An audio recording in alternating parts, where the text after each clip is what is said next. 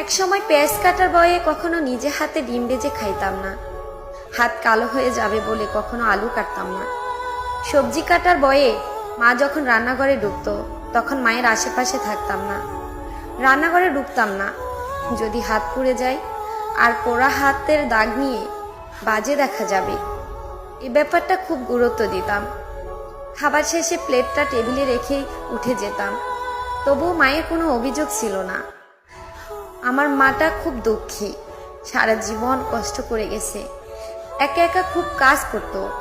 কখনো বলেনি আমার মেয়েটা কোনো কাজের না, বরং বলতো আমার মেয়েটা সারাদিন অনেক খাটাখাটনি করে, প্রয়োজন নেই তার কাজ করার।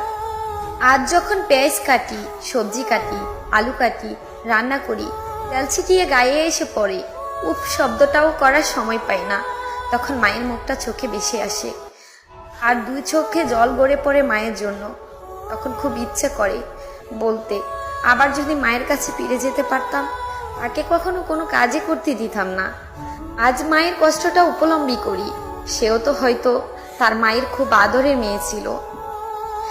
আবারও বলতে ইচ্ছে করে তোমাকে বুকে জড়িয়ে, মা ভালোবাসি তোমায়, আই লাভ ইউ মা।